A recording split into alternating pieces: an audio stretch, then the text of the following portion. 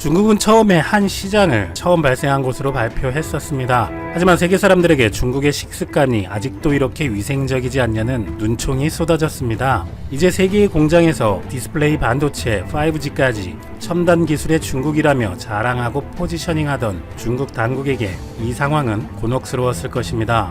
그리고 중국 내부에서 시진핑의 사태 대응이 미흡해서 피해를 키웠다는 비판마저 나오자 중국은 대담하게도 패러다임의 대전환을 시전했습니다. 먼저 중국에서 지난 2003년 사태 당시 명성을 얻은 중국 공정원의 중난산 박사를 내세웠습니다. 중난산 박사는 이번 사태의 발원지는 반드시 중국이라고 볼 수 없다며 당시에는 새롭고 신박한 주장을 했던 것입니다. 다행히 아직 중국을 심각히 비난하거나 책임 소재를 따지는 국가는 없었고 중국과 밀접한 WHO에서는 국가나 지명을 붙이는 건 적절하지 않다는 권고로 지연 사격을 해주었습니다. 그런데 미국에서 중국을 지적하고 비판하는 발언들이 많이 나오기 시작합니다. 그러자 자오리젠 중국 외교부 대변인은 미군이 중국으로 가져온 것일 수 있다는 충격적인 발언을 해버립니다.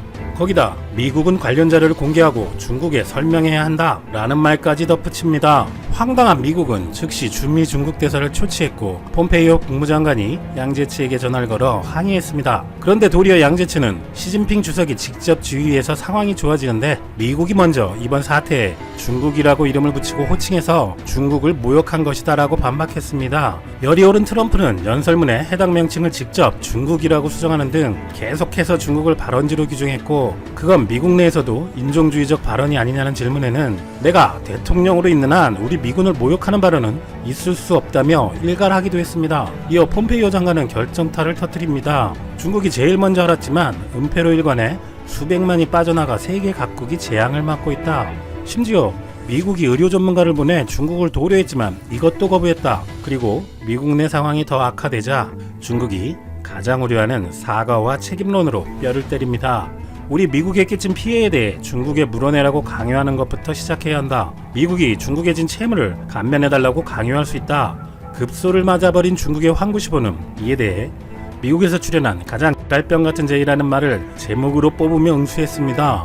오, 걸쭉한 막말의 대명사. 북한 노동신문한테 제목 찍기 과외라도 받았나요? 하지만 미국 상황이 최악으로 치닫는 가운데 미국 수뇌부가 말싸움만 하고 있는 이미지로 비춰질 수도 있고 미국 내 반대파에서도 인종차별이라는 강한 비판이 일자 25일 트럼프는 어디서 온 것인지는 모두가 안다. 그래서 그것 때문에 큰일을 벌이지는 않기로 했다며 다만 그 용어를 사용한 것을 후회하지 않는다면서 중국이 미군이 퍼뜨렸다고 비난한 이후에 나는 해당 용어를 사용하기 시작한 것이다 라고 강조합니다. 그런데 바로 다음날 26일 트럼프는 트위터로 방금 시진핑 주석과 아주 좋은 대화를 마쳤다. 중국은 많은 것을 겪어왔고 강한 이해를 발전시켰다며 우리는 긴밀히 협력하고 있다. 시진핑 주석을 정말 존경한다 라고 극찬을 합니다. 서로 극딜을 먹이다가 계속 그러면 자기들만 손해라고 판단했는지 한 번에 안면을 싹 바꾼 거죠. 저런 상황 적응력 둘 다 대단합니다. 그러는 사이 중국은 새로운 희생양을 찾아냅니다.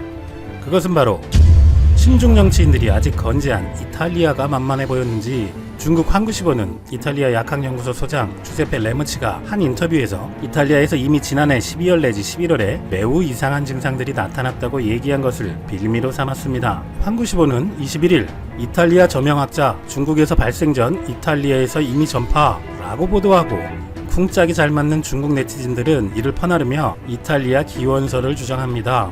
만물 중국 기원설 아니었나요? 이에 당사자인 레무치 소장은 강력 반발했습니다.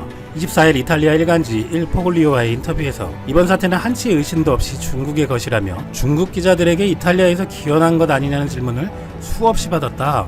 한국시보는 나의 발언을 인용해 대내외 선전용으로 삼고 완전히 잘못된 주장을 하고 있다. 이는 대학 교과서에 실릴 만한 사례로서 과학자료가 선전을 위해 어떻게 조작될 수 있는지 보여주는 것이라고 질타하며 이번 사태는 어떠한 경로를 통해 중국에서 전파된 것이지 이탈리아 내에서 자체적으로 발생한 것은 아니다라고 강조했습니다. 실제 이탈리아는 G7 중 유일하게 중국의 1대1로에 참여해 북부지역 제노바항을 필두로 트리에스테, 팔레르모 등 4개 항구를 중국에 개방했고 이탈리아 북부 섬유도시 도시 프라토는 30만 명의 중국인들이 메이드 인 이태리 제품들을 만들고 있고, 아예 중국인 범죄자들은 중국 공안이 들어와 관리를 하는 등 이태리 북부는 중국인들 천지인 상황입니다. 그런 이유로 이탈리아가 유럽에서 가장 먼저 그리고 가장 크게 피해를 보고 있다는 의혹은 당연한 수순일 것입니다. 그런데 이탈리아인들에게는 중국인들의 이런 행동은 자신들의 역사뿐만 아니라 세계사에 엄청난 상처를 남긴 트라우마를 자극한 일이었습니다. 반면 중국인들은 이탈리아에게는 지금의 상황이 처음이 아니라 700년 만에 거의 비슷한 전개로 소름 돋게 반복된 사건이 있었다는 것을 의식하지 못했을 것이지만, 이탈리아인인 레무치 소장은 자신의 전공에 관한 역사이니 이를 잘 알고 있었을 것이고, 자신들의 선조들에게서부터 시작한 유럽의 대사건이 본능적으로 떠올랐을 수도 있습니다. 그것은 바로 흑사병의 경로가 이번 사건과 판박이라는 것입니다. 현재 러시아가 시료 지배하고 있는 우크라이나의 영토 크림반도, 얼마 전 미모의 검찰총장이 종종 화제가 된 곳이기도 합니다. 오늘날에는 유럽의 주변 지역 정도로 취급되지만, 크림반도는 오랜 기간 흑해의 패권을 좌우하는 지역적 요충지로 유서 깊은 지역입니다. 흑해를 두고 러시아와 오스만 제국은 13차례 이상의 전쟁을 벌였고, 러시아의 남하를 막기 위해 영국, 오스만, 프랑스, 샤르데나 왕국이 연합한 크림 전쟁이 이곳에서 발발하기도 했습니다. 바로 나이팅게일이 전쟁터에서 헌신한 곳이기도 합니다. 그런데 14세기 당시의 크림반도의 남단은 러시아가 아닌 이탈리아 북부 제노바의 영역이었습니다. 당시는 통일 이탈리아는 아니었고, 베네치아와 제네바 공화국은 쌍벽을 이루던 지중해의 무역국가였습니다. 제노바는 인근의 코르시카, 샤르데냐 섬은 물론 지중해 동부 에게해를 지나 크림반도 남단까지 세력권으로 삼았습니다. 그리고 파파는 크림반도 제네바 식민지의 중심 도시였지요. 그런데 제노바 공화국의 바로 옆에는 몽골 제국 칭기스칸의 장남 주치의 아들 바투와 역사상 최고의 명장으로 손꼽히는 수부타이가 세운 킵차크 칸국이 러시아 루스인들을 지배하며 위세를 떨치고 있었습니다. 참고로 수부타이는 우리나라에서는 인지도가 낮지만 미국 역사 밀리터리 전문지 암체어에서 세계 역사상 최고의 명장 6위에 선정될 정도로 유명한 전쟁 머신입니다. 그의 위로는 1위부터 칭기스칸, 알렉산더 대왕, 티무르, 이슬람의 명장 할리드 이븐 알 왈리드, 나폴레옹 뿐입니다. 그 유명한 몽골의 호라즘 침공 당시 알라우딘 무함마드를 카스피해의 외딴 섬으로 몰아넣어 죽게 한 것도 그였고, 돌아가는 길에 전리품이나 좀 더 챙기자며 이란, 러시아 공국들을 쓸어버렸던 것도 유명한 일화입니다. 총 32개국을 멸망 또는 정복하고 공식 65전 전승을 기록하며 실질적으로 몽골 제국의 영토를 유럽까지 넓힌 장본인입니다. 어쨌든 이렇게 전투력이 높았고 잔혹하기로 유명했던 수부타이의 킵차크는 막상 칸국이 안정화된 이후에는 다른 종교와 민족에 대해 관대한 면모를 보였는데요. 제노바의 카파 지역도 제노바 상인들이 킵차크의 칸에게서 매입한 땅이었을 만큼 제노바와 킵차크 칸국도 초기에는 협력 관계였습니다. 그런데 크림반도의 한 무슬림과 기독교인의 다툼으로 무슬림 한 명이 사망한 이후 문제가 발생합니다. 카파가 살인 용의자인 기독교인을 넘겨주지 않겠다고 한 것이죠. 그렇게 발발한 전쟁에서 킵차크 칸국이 카파를 점령하기 위해 공성전을 벌이던 1347년 몽골군이 전염병으로 사망한 자의 사체를 카파 성안으로 던진 것이 후일 유럽 역사 전체를 바꾼 대참사의 시작이 됩니다. 그 사체가 걸린 병의 발원지는 중앙아시아 키르기스탄으로 알려졌었지만, 최근의 연구로 중국의 서남부 운남 지방의 쥐에게서 많이 발생했던 풍토병이었는데, 이렇게 중국, 몽골, 크림반도, 제노바를 통해 전파되었고, 이후 1347년 10월 흑해에서 출발한 제노바 상선이 시칠리아의 메시나 항구에 도착했을 때 이미 거의 모든 선원들이 사망한 상태로 발견된 이후 전 유럽으로 퍼지게 되었다는 것이 정설입니다. 현대의 중국은 현재 영토와 겹치는 원나라는 물론 몽골 제국까지 자기들의 역사로 인식하는 경향이 많죠. 700년 전에는 중국 서남부에서 발원하여 유럽으로의 연결 통로인 몽골 초내기를 경유하여 유럽을 공략하던 중 이탈리아의 제노바로 전파된 것이 정설인데, 그리고 올해 중국이 육상에서는 과거 초내기를 재현하는 일대와 해상 실크로드를 재현한다는 일로, 즉 1대1로 사업을 통해서 중국에 개방한 이탈리아의 과거와 같은 제노바 항과 북부 이탈리아 도시들에서 이탈리아의 사태가 시작된 것도 소름 돋는 유사한 점이라 할 수 있습니다. 어쨌든 중국은 미국의 강력 반발, 만만해 보이던 이탈리아도 안되자 새로운 곳을 찾아냈습니다. 이번에는 반발도 찍소리도 못할 대상으로 말이죠. 그것은 바로 우주에서 날아온 운석이었습니다. 최근 중국의 황구망을 비롯한 여러 언론에서는 이 사태가 운석에 의해 지구로 들어왔을 수도 있다는 놀라운 견해가 있다는 보도를 하였습니다. 신문들은 한 영국 과학자의 연구에 따르면 이 사태가 우주에서 왔을 가능성이 있으며 그것은 작년 10월 11일 아시아 전역에서 폭발한 운석이고 그 운석 안에 무언가가 포함되어 있었을 것이라는 주장을 전합니다. 아니 브롤스타즈 스토리가 왜 현실에? 이 과학자는 스리랑카에서 태어난 영국의 수학자이자 천문학자인 찬드라 위크라마싱헤라는 사람으로 현재 버킹엄 천문학센터에서 일하고 있는 우주생물학자라고 합니다. 기사는 23일자 러시아 위성통신사를 인용하여 러시아 과학 아카데미 생명문제연구소 소장도 우주에서 떨어지는 운석으로 지구로 가져올 수 있다고 지적하며 위크라마싱헤 교수의 추측이 맞을 것이라고 생각하지만 이 가설을 확인하기 위해 과학적 실험을 수행해야 한다고 말했다고 전합니다. 그래서 시사멘터리는 위크라마싱헤 교수에 대해 찾아보았습니다. 그의 이런 주장은 처음이 아니고 1918년 유행성 독감과 소아마비, 광우병을 포함한 지구의 다양한 질병이 외계에서 발생한다고 주장해왔다고 하네요. 하지만 역시 전문가들에게 전혀 받아들여지지 않고 과학계에서는 외계에서 질병이 온다는 주장은 무시되고 있다고 합니다. 그리고 일본의 한 불교 분파와 관계를 맺어 우주와 영생에 관한 주제로 대화를 한다고 하는데 이 정도면 그만 알아봐도 되겠네요. 그리고 나사의 애스트로바이올로지스트 시리즈를 호스팅하는 미국의 천문학자 그레이엄 라우는 천문학 사이트인 스페이스닷컴에 기고한 보고서를 통해서도 이런 주장을 반대합니다. 장거리 방사선 방사를 견뎌낼 것 같지 않다며 이론적으로 생물이 방사선을 피할 수 있다면 운석에 대한 휴면 상태에서 살아남을 수 있지만 운석이 지구에 미치는 영향에서는 살아남지 못할 것이라며 흥미로운 아이디어이지만 지금 그런 가정을 받아들일 이유는 없다고 말했습니다. 일부 중국 언론도 위크라마싱헤의 이런 주장이 이렇듯 기존 과학자들에게 받아들여지지는 않는다고 덧붙였지만 중국인들과 세계에 반복적으로 근원지는 어디인가? 중국은 아니다. 미국? 이탈리아? 운석? 이런 식으로 시선을 분산시켜서 꼭 중국이 근원지라고 단정할 수도 없다는 그들의 주장이 서서히 먹혀 들어가게 되는 것으로 보입니다. WHO가 어느 특정 국가나 지역의 이름을 붙이면 안 된다는 말을 순수한 의도로만 받아들인다면 동의할 수도 있을 것입니다. 실제로 유럽이나 서구에서 아시아인들이 당하는 사례도 있고 상처와 불안함을 느낄 수도 있으니까요. 하지만 내 책임을 회피하기 위해서 다른 사람을 지목하는 것은 좀 다른 이야기가 될 것입니다. 한창 우리나라가 시끄럽던 지난달 말 신천지가 이전부터 중국의 교회를 설립하고 활동하고 있었다는 사실이 추천 한번 정중히 부탁드리면서 오늘은 아주 오랜만에 디스플레이에 대한 이야기를 한번 해보도록 하겠습니다.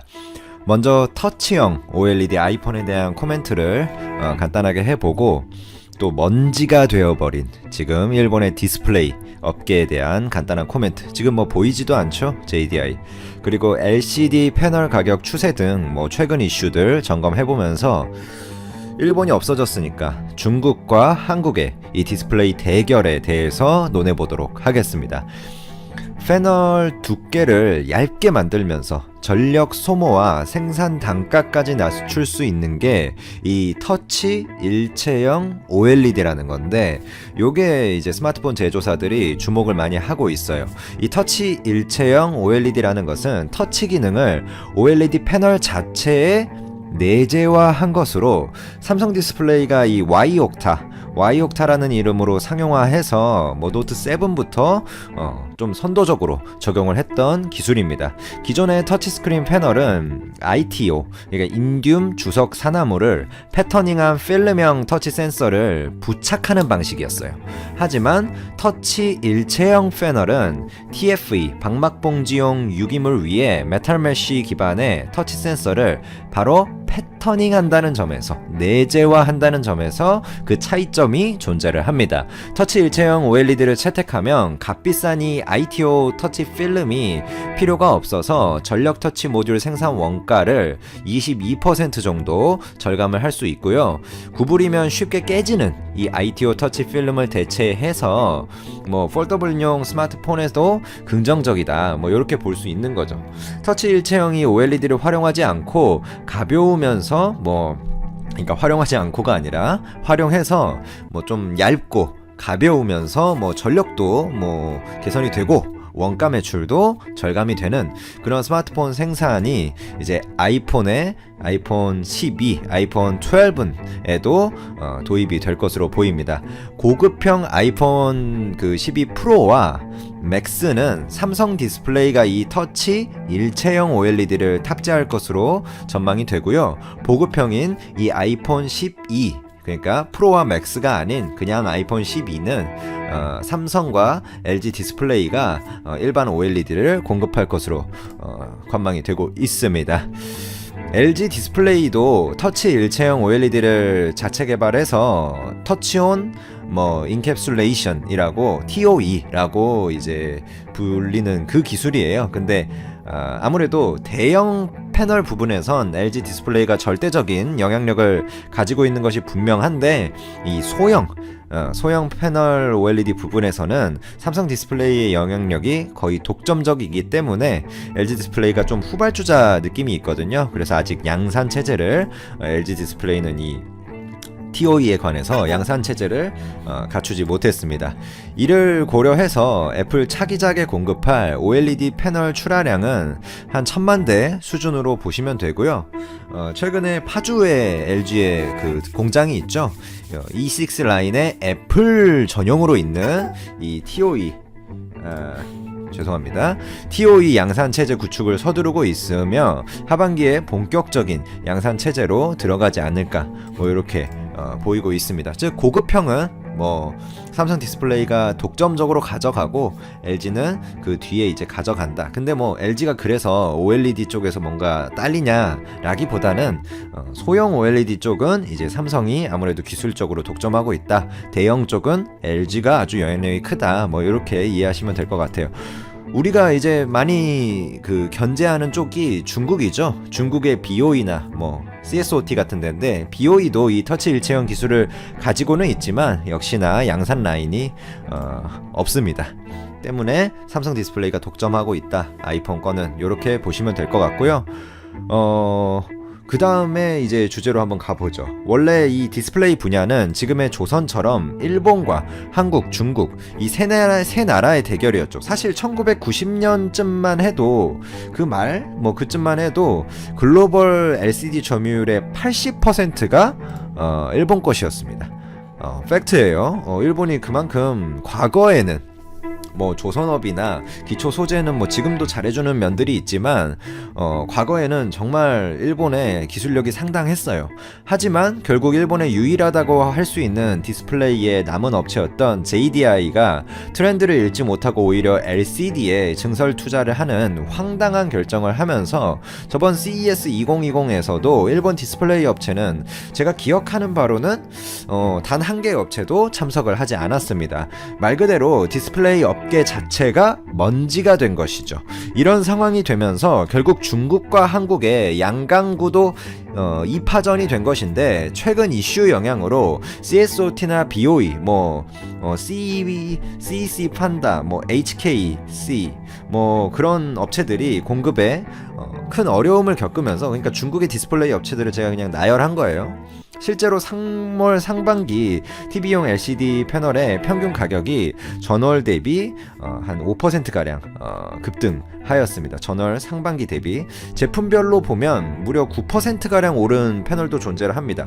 LG 디스플레이의 이제 IR 프레젠테이션을 가졌던 분들은 아시겠지만 4분기 IRPT에서도 패널 가격은 19년 2분기 바닥을 찍고 반등했다고 발표되어 있습니다. 면적당 판가가 $450 정도까지 내려갔다가 600선까지 아마 뚫었을 거예요. 가장 크기가 작은 32인치 LCD 패널 같은 경우에는 8개월 만에 이 패널가에서 최고치를 기록하기도 했죠.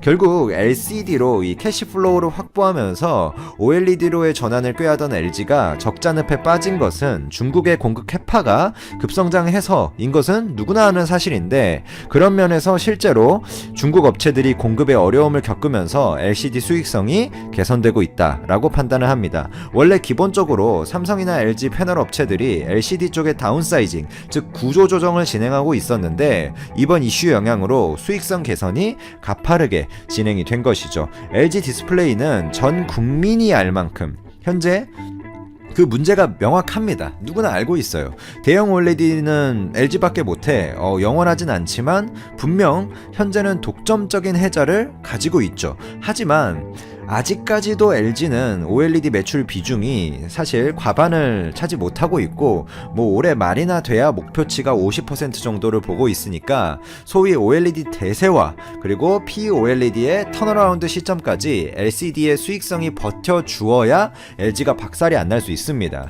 뭐 LCD의 수익성이 작년 같은 경우에는 뭐 박살이 났었죠. 재무제표를 살펴보면 재작년에도 뭐 그랬지만 다들 이미 알고 있었던 영업이익의 적자 전환이나 당기순이익 적자 확대도 물론 문제지만 부채도 날이 가면 갈수록 늘어서 18년 4분기에 부채 비율이 한 123% 정도 하던 게 19년 4분기 기준으로 보면 185%까지 치고 올라왔습니다.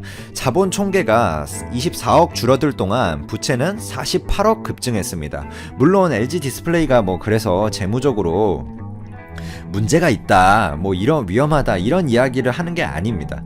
아직 자본 총계 오버 자본금 비율이 한 700%밖에 안 되고 이 2019년이 패널 가격이 또 연간 지속적으로 하락한 영향이 분명히 있기 때문에 이게 뭐 그렇게 위험한 재무제표도 아니고 합당한 수준의 재무제표죠. 하지만 여러 불확실성으로 인해서 예를 들자면 뭐 도쿄올림픽 취소 가능성이라든지 이번 글로벌적 이슈에 LG도 타격을 입는 어떤 그런 부분이라든지 중국의 갑작스러운 추가 공급 이 이슈가 지나가고 나서의 확대라든지 여러 가지 리스크에 버틸 체력이 점점 떨어지고 있는 것은 맞다. 재무적으로는 그 정도로 해석을 할 수 있습니다.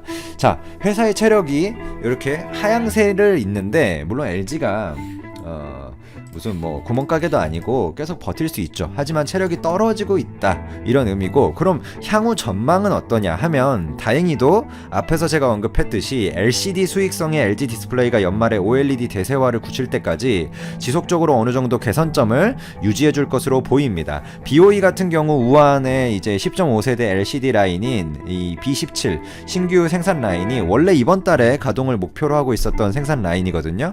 근데 현 상황으로선 적어도 6월 아니면 하반기로 넘어갈 것으로 보이고요. 이에 따라 중국 최대의 모듈 제조사로 불리는 스카이텍도 연쇄적으로 가동 중단을 앞두고 있습니다. 이런 게 이제 LG 디스플레이 입장에서는 그렇게 나쁜 소식이 아니죠. 이번 전 세계적인 이슈도 물론 아직 진정되지 않은 국면이 있고 감히 예측할 수 없는 불확실성이 아직 너무나 많은 것은 사실이지만 세계적으로 강력하게 이동 제한 등의 조치를 취하고 있기 때문에 7월 도쿄올림픽과 함께 TV 수요는 상승세를 그리지 않을까 판단을 하고 있습니다. 즉 중국의 공급 물량은 단기적인 이슈지만 한 분기에서 두 분기 정도 감소세를 그리고 중국이 다시 공급에 나설 때쯤이면 뭐 도쿄올림픽 수요 물량도 나오고 하반기에 소니나 삼성이나 LG전자의 신제품 출하 타이밍도 나오고, 그러려면 그 타이밍에 당연히 LCD 패고 패널 같은 거 재고로 우선 쌓아놓고 뭐 OLED도 그렇고 생산을 해야겠죠. 그런 요인도 당연히 가격 상승의 유지, 그런데 긍정적인 요인이고요. 단 제가 언급드린 위의 어떤 분위기들은 이번 연도 6월에서 한 9월 그 정도까지 혹은 뭐 그러니까 상분기 길어야 3분기 정도까지의 예상치이고 중국이 분위기가 괜찮아져서 공격적인 이제 공급에 돌입을 하면 패널 가격은 당연히 전과 같이 급격한 하락세를 겪을 것이기 때문에 근본적인 문제가 해결되는 것은 아닙니다. LG 디스플레이는 계속 근본적인 문제를 가지고 가는 거예요. 하지만 여기서 중요한 포인트가 있죠. LG는 OLED로 대세 매출원으로 자리 잡기까지 버티기만 하면 돼요.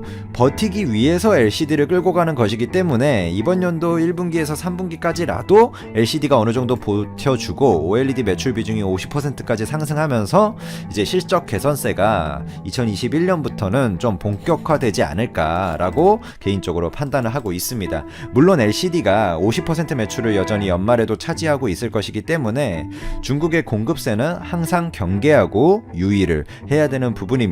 하지만 이미 부채를 끌어다 쓸 대로 쓰고 있는 LG 입장에서 분명히 숨통이 트이고, 그동안에는 솔직히 LG의 뭐 주가도 그랬지만 어떤 미래가 보이지 않았어요. 아예 미래가 OLED로의 어떤 매출 비중의 대세화는 너무나 먼 얘기였고 LCD 수익성 악화는 너무나 가팔랐습니다. 하지만 어느 정도 숨통이 이렇게 트인다는 면, LCD 매출 단가가 이제 좀 올라간다는 면, 그런 것, 그리고 OLED로의 이제 그 대세 전환 시기가 가까워진다는 면은 분명히 긍정적인 이야기라고 볼 수 있습니다. 2019년, 2020년, 2021년 이렇게 가면 갈수록 중국의 LCD 패널 생산량의 비중은 갈수록 커질 것이고, 이미 한국 패널 업체들이 이 LCD에서는 구조조정 등으로 이 LG 디스플레이가 한 이번에 4분기 때, 그러니까 19년 4분기 때 한 15% 점유율 정도였던 것 같은데, IR 때 19년도 4Q가 15%, 그래서 세계 4위일 거예요. 더욱 그런 분위기가 가속될 것입니다. 그리고 이런 전 세계적인 이슈가 LG에게도 이미 작년 8월 완공된 광저우 OLED 공장 가동 지연 같은 그런 악재로 작용하는 면도 분명히 존재를 하고 고려를 해야겠죠. 이런 게 화웨이 스마트폰 출하량 감소 같은 것도 간접적인 영향이 될 수 있겠고요. 이런 걸 종합적으로 이제 고려를 해야겠습니다만, 그동안 악재만 끊이지 않았던 이제 LG에게 이런 어떤 OLED로의 전환을 버틸 수 있게 되는 이런 패널값 상승 추세는 제 생각에 적어도 이런